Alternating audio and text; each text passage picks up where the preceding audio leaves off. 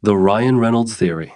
Ryan Reynolds isn't acting. He's just being Ryan Reynolds. That's the core of the theory that in every movie, no matter the character's name, costume, or profession, it's still the same fast-talking, sarcastic, charming, slightly self-deprecating guy we've seen in every interview, red carpet appearance, or aviation gin commercial. Whether he's Deadpool, Guy from Free Guy, Van Wilder, or The Proposal's Andrew Paxton, it's basically Reynolds wearing a different hat. Now, here's why this theory makes sense. In Hollywood, most actors vanish into roles. Christian Bale transforms himself. Daniel Day-Lewis disappears. But Reynolds? He doesn't vanish, he shines through. His personality is the main event. The characters are just different ways to dress it up. And it works. Because what you see on screen is exactly what fans love off screen. That fourth wall breaking, wink at the camera style that exploded with Deadpool didn't come from nowhere. It came from Ryan being Ryan. The jokes, the timing, the delivery, it wasn't a stretch. It was like the movie had finally caught up to who he really was all along. Even in interviews, social media posts, and brand deals, he keeps the same energy. He roasts Hugh Jackman one minute, promotes his gin brand the next, and then tweets something so on brand, you wonder if a screenwriter wrote it. No, they didn't. It's just him. Now, here's the deeper part of the theory. It's not that Reynolds can't act outside of this persona. He can. Watch Buried or Mississippi Grind, and you'll see it. But he chooses not to. Or, at least, he chooses to lean hard into what works. Because the Ryan Reynolds persona is a brand. It's a character so loved, so bankable, so recognizable, that stepping too far away from it might actually hurt more than help. Why be anyone else when being yourself prints box office gold? So the theory goes, he's not playing a role. He's playing himself, or at least a hyper-polished, screen-ready version of himself again and again. And audiences don't mind. In fact, they eat it up.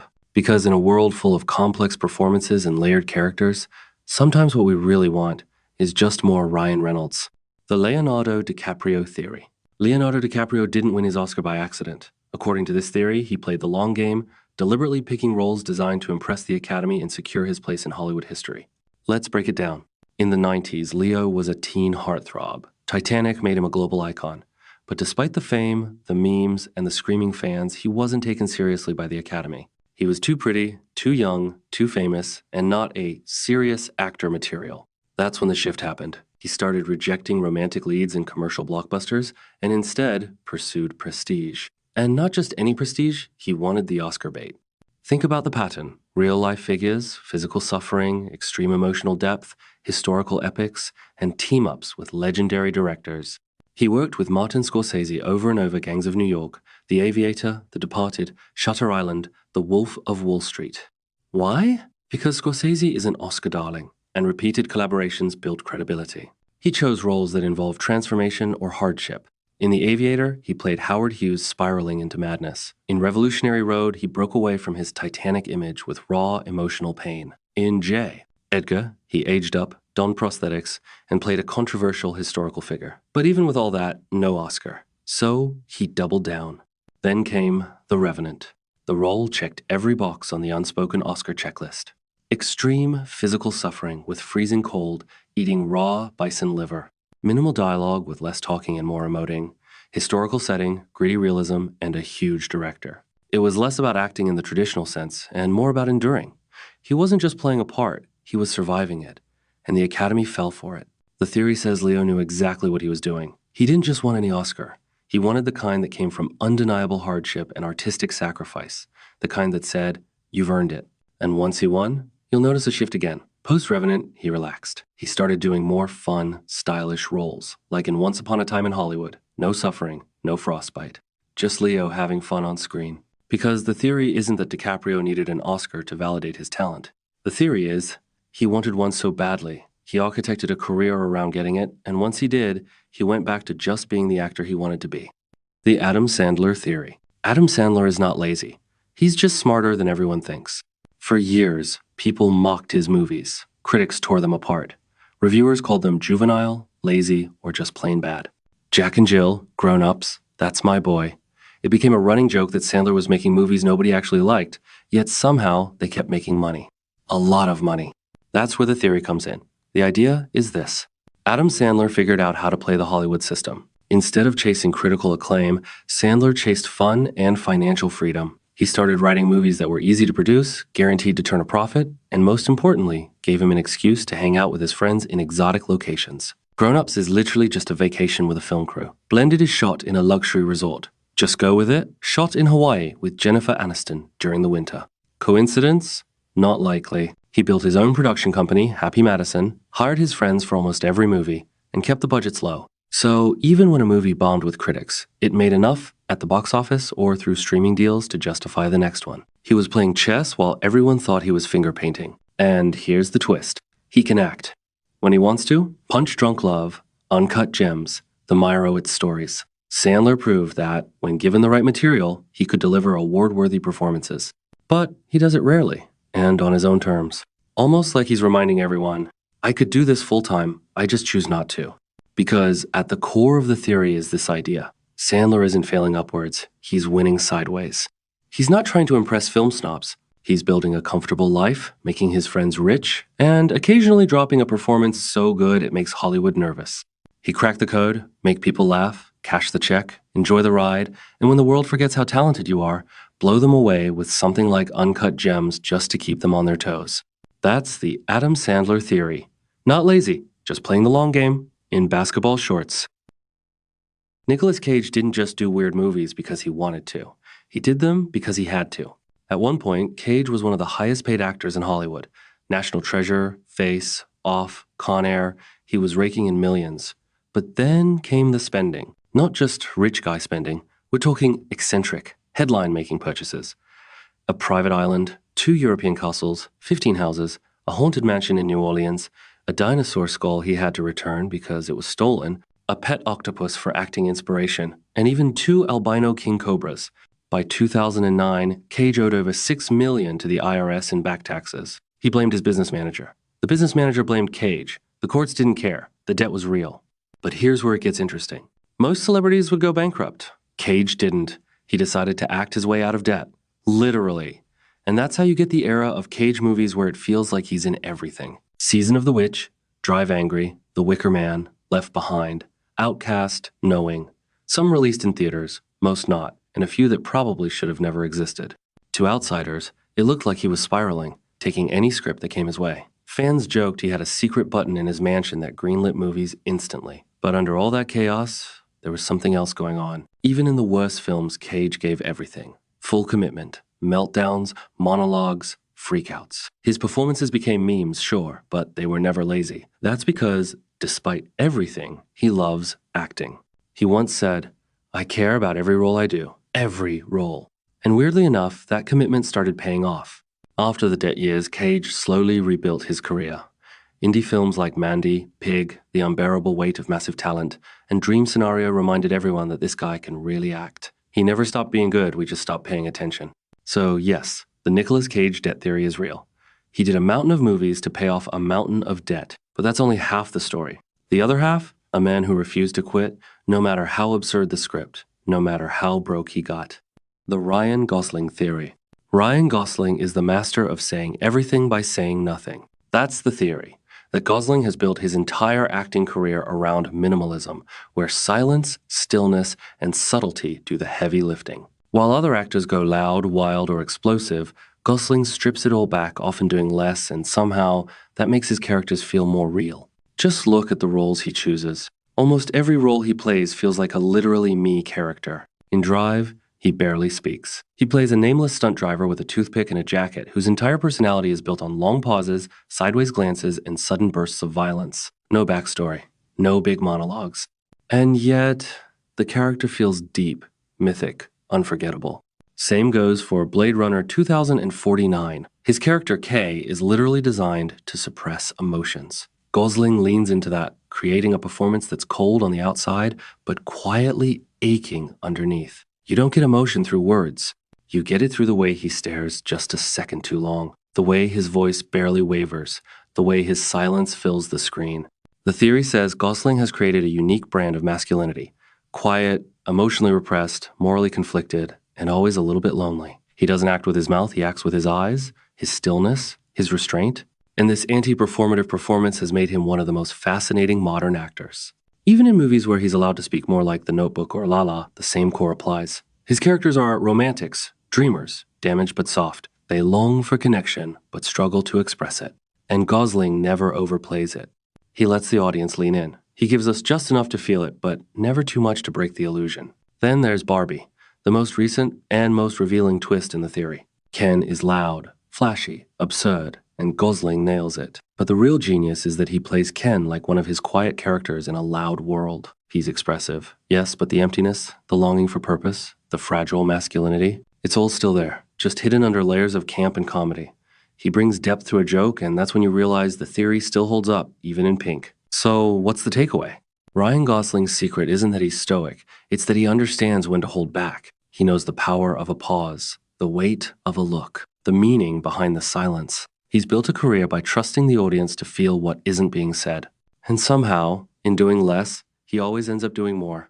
The Joaquin Phoenix theory. Joaquin Phoenix never plays a character. He becomes one to the point where the line between acting and reality starts to blur. That's the heart of the theory. Joaquin Phoenix doesn't perform roles.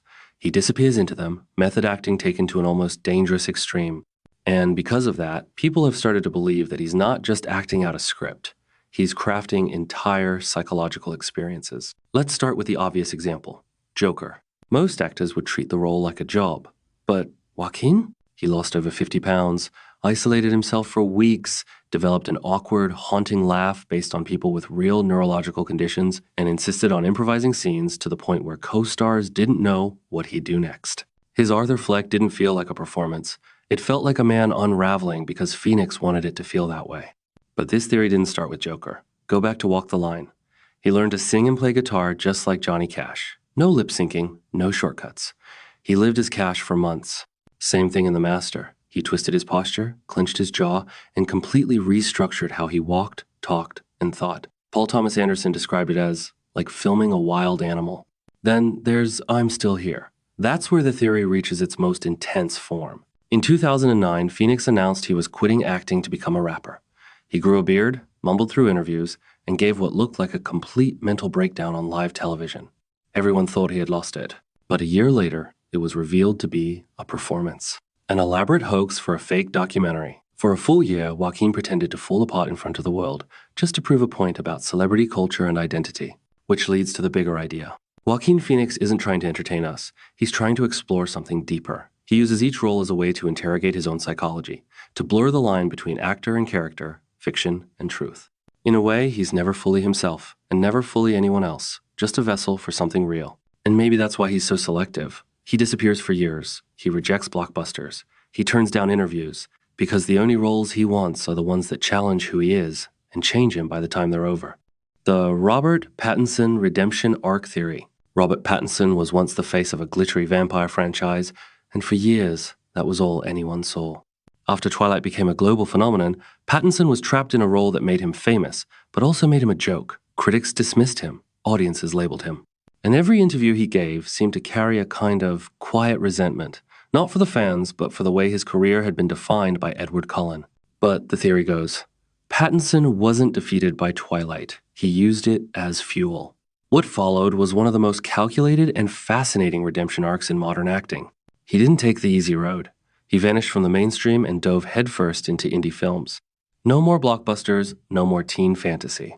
Just weird, gritty, risky roles that let him strip away the sparkly vampire image, one bizarre performance at a time. In Cosmopolis, he played a cold, detached billionaire stuck in a limo. In The Rover, he was nearly unrecognizable, twitchy, broken, desperate. Good Time pushed it further. Pattinson as a street smart criminal in a manic neon-lit nightmare. Critics finally started paying attention. They didn't just say he was good, they said he was serious. Then came The Lighthouse, black and white. Two men slowly going insane. And Pattinson gave a performance so raw and unhinged that it officially ended the phrase, he's just a teen heartthrob narrative. The arc was complete. He wasn't just respected. He was respected by people who once rolled their eyes at him. And then he returned to the mainstream. But this time, on his own terms. Tenet put him in a Nolan movie. The Batman gave him a cape and cowl, but this wasn't the superhero casting people mocked like they did with Twilight. This time, it was met with curiosity, even excitement, because the industry had seen what he could do. Pattinson wasn't trying to be a star again. He already was, but just a very different kind. That's the redemption arc. Fall into a franchise, become a meme, disappear into the art house, earn respect in the shadows, then come back as a version of yourself no one saw coming. Robert Pattinson didn't just survive the career-killing fame of Twilight, he weaponized it. Not by fighting it, but by becoming something else entirely. The Jennifer Lawrence theory. Jennifer Lawrence's rise and fall in public perception was not entirely natural. It was part marketing genius, part relatability branding, and part overexposure backlash. Some even suggest her quirky personality was carefully manufactured.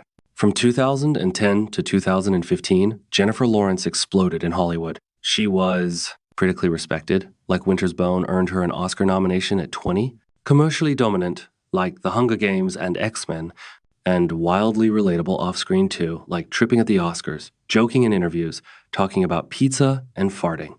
Her relatability wasn't entirely spontaneous. It was a calculated image strategy. Hollywood needed someone post-Twilight who could be attractive but not intimidating, funny but not threatening, talented and memeable. So Jennifer became the face of cool girl authenticity. She was the girl next door who won Oscars and also burped on late-night shows. From 2015 to 2018, people started to turn on her. Why? She was everywhere. Interviews, press junkets, magazines, award shows. Some fans thought her quirky persona felt forced after a while, like she was always performing realness. Accusations of being mean or careless surfaced, like joking about sacred rocks in Hawaii during filming. Critics said she was getting too many high-profile roles despite her average performances like Passengers and Mother. Jennifer Lawrence wasn't canceled, she was publicly cooled. She got so big, so fast, that people got tired of her, and the media machine moved on to newer faces like Florence Pugh or Anya Taylor-Joy. After Red Sparrow and Dark Phoenix underperformed, she took a break. She got married, had a baby, and came back with Don't Look Up still political, but more subdued. Now, she's shifting into producing, choosing fewer but meaningful roles, and slowly rebuilding her image. The Keanu Reeves is too good for this world theory. In the often chaotic and scandal-prone world of Hollywood, where ego, fame, and jealousy frequently dominate the headlines, Keanu Reeves stands out like a quiet storm, calm, kind, and remarkably grounded. This has led to what many fans affectionately call the Keanu as the good guy theory, the belief that Keanu isn't just playing heroes on screen, but actually embodies the virtues of humility, generosity, and decency in real life. It's not just that he's famous, it's how he handles that fame. Reeves is known for doing things that other celebrities rarely do, like giving up his seat on the subway, walking miles just to make it to a set, or quietly donating millions of dollars to cancer research and the unsung heroes of filmmaking like the stunt teams, the crew, and makeup artists. He does that in Matrix Trilogy and in John Wick films. He doesn't advertise these acts. In fact, most of them only come to light through others. That's the core of the theory. His goodness is authentic, not performative. His co-stars often say the same thing, that he's gentle, professional, and never pulls rank. He's the kind of guy who takes time to talk to a fan without turning it into a spectacle. In one famous viral photo series, people notice something interesting. When he poses with women, his hand hovers behind them instead of touching them, a subtle gesture of respect for personal boundaries. This isn't the behavior of someone trying to appear good, it's someone whose default setting is empathy. More interesting is that this behavior is consistent. Whether he's promoting a blockbuster film like The Matrix or quietly grieving personal loss. Yes, there is pain in Reeves' life from the start. He lost his best friend, River Phoenix. He suffered the stillbirth of his daughter. His former partner passed away shortly after. Despite global fame and immense fortune, his private life has been carved by grief. But you'll never hear him complain. Keanu doesn't use pain as a PR tool. In a time when public figures are often revealed to be far less noble than their personas, the Keanu as the good guy theory becomes more than a fan fantasy. It becomes a symbol. Keanu Reeves represents the possibility that fame doesn't have to corrupt that kindness. Humility and success can coexist in the same person. He reminds us that you don't need to be loud to be powerful. You don't need to be flawless to be kind. And perhaps most importantly, in a world full of actors, it's rare and beautiful to find someone who's not acting at all. The Dwayne Johnson brand control theory. Dwayne "The Rock" Johnson doesn't just play characters. He plays himself, everywhere, and always. And according to the brand control theory, that's no accident. It's a calculated, strategic move to maintain total control over his image, his roles, and even how audiences perceive who he is. The theory says Johnson isn't just an actor, he's a brand manager. And the product? It's himself. Look at the roles. Whether he's in Jumanji, Fast, Furious, San Andreas, or Black Adam, he's basically playing a variation of the same guy. Physically invincible, morally unshakable, emotionally restrained, always the leader, never the villain. He doesn't lose fights. He rarely shows weakness. He makes dad jokes, flexes muscles, and saves the day, over and over again. The consistency isn't just coincidence, it's design. Behind the scenes, he reportedly has clauses in contracts that prevent his characters from losing fights or appearing too vulnerable. He's careful about how he's portrayed in everything, even in ensemble casts. In Fast Furious, when tensions rose with Vin Diesel, it wasn't just ego, it was about control. Johnson wanted to shape how his character was seen and how he was seen by millions of fans. This theory still goes deeper. Outside of movies, he's built a personality that's almost mythic. His Instagram is filled with gym videos, motivational posts, cheat meals, tequila, and fatherhood. He's the ultimate modern hero. Humble but jacked, kind but powerful, busy but always grounded. But here's the twist. That level of control, it comes at a cost. By never stepping out of his brand, Johnson limits the roles he takes. You don't see him playing flawed characters. No broken men, no down on their luck losers, no deeply human, messy people. He doesn't do the whale. He doesn't do Joker, because those roles require vulnerability, and vulnerability threatens the brand. That's why some critics say his career feels stuck, because when every character is a version of a superhero, it stops feeling like acting and starts feeling like marketing. But maybe that's the genius of it. The brand control theory says Johnson figured out what sells and leaned into it with zero hesitation. He turned himself into a one-man franchise. Movies, TV, wrestling, energy drinks, tequila, fitness brands, everything flows through the same persona. Reliable, unstoppable, unbreakable. And in a world of uncertainty, that's what makes him valuable. He's not just an actor, he's Dwayne Johnson, the guy who never changes, because he can't afford to. The Johnny Depp theory. Johnny Depp didn't lose himself in characters, he escaped into them. That's the theory. That Depp's long list of eccentric, offbeat, and often downright bizarre roles isn't just a love for weirdness, it's a lifelong escapism. A way to avoid confronting the one character he's never been fully comfortable playing, that is, himself. Look at his filmography. Captain Jack Sparrow, Edward Scissorhands, The Mad Hatter, Willy Wonka, Tonto, Sweeney Todd. These aren't just characters, they're masks. Layers of makeup, accents, wigs, hats, tics. Each one further distancing him from his own face, his own voice, his own identity. He once said he doesn't watch his own movies, that he doesn't enjoy being in the spotlight. That fame makes him uncomfortable. So he retreats, not physically, but artistically, into roles that let him vanish. Roles where he gets to be anyone else. This started early. In Edward Scissorhands, his breakout role with Tim Burton, Depp barely speaks. But behind those shears and pale makeup is a theme that would repeat over and over. The outsider, misunderstood, fragile, performing for a world that doesn't know what to make of him. From there, the roles only got stranger. But the consistency? It was crystal clear. Depp wasn't choosing traditionally heroic or relatable characters. He was choosing the marginalized, the weird, the wounded. People who didn't fit in. People who had to create their own worlds to survive in someone else's. And behind the camera, his real life mirrored that same tension. Legal battles, tabloid wars. A constant tug of war between public perception and personal truth. To the world, he was an A-list celebrity. But to Depp, he was still that awkward, artistic kid from Kentucky hiding behind characters because the spotlight was too bright. The theory suggests that Depp's roles aren't random. They're chosen. Each one a reflection of his desire to stay hidden, even while being seen. He didn't chase awards or traditional prestige. He chased transformation. The stranger, the better. The further from himself, the safer he felt. Even Jack Sparrow, arguably his most iconic role, was based on a mix of Keith Richards and cartoon lunacy. But if you watch closely, there's sadness underneath the swagger. A lost man pretending to be in control. It's not just a performance, it's a mirror. That's the Johnny Depp theory. He's not just a master of transformation. He's an actor who used every costume, every accent, every oddball role as a shield, not to deceive us, but to protect a self that never quite felt safe in the open. Brad Pitt theory.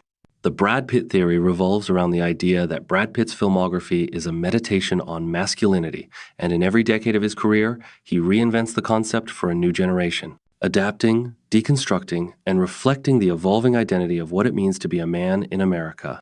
Phase 1. In the 90s, Brad Pitt plays characters that represent the fantasy of the perfect man like attractive, rebellious, mysterious. Thelma and Louise, the charming hitchhiker. Legends of the Fall, the rugged, untamable brother.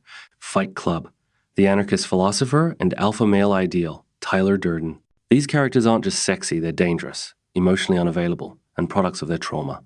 Pitt is holding up a mirror to toxic masculinity, but dressing it in charisma. Phase 2.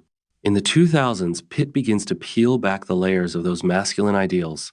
The assassination of Jesse James by the coward Robert Ford plays a mythic outlaw who's deeply insecure and paranoid. Babel, a father broken by loss, struggling to communicate. Troy, a warrior driven by ego, yet haunted by fate.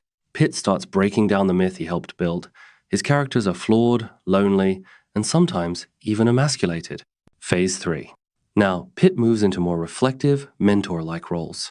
Moneyball, a quiet, brainy general manager trying to find purpose and value in logic. Tree of Life, a father whose strictness masks fear and existential dread. Once Upon a Time in Hollywood, a washed-up stuntman. Gentle, yet dangerous, a relic of the old-school man. And lastly, Formula One, a retired 90s racing prodigy, is drawn back into the high-stakes world of Formula One to mentor rookie Joshua Pierce and help revive his friend's struggling racing team. This is Brad Pitt acknowledging that masculinity needs to evolve. He doesn't shout anymore. He observes, listens, and walks away from the fight when possible. Brad Pitt isn't acting as a man. He's acting as how men are imagined, feared, worshipped, or criticized. And whether that image is cool, flawed, or totally fake, he leans into it. That's why his roles stick with us, because they're not just characters. They're ideas wearing sunglasses.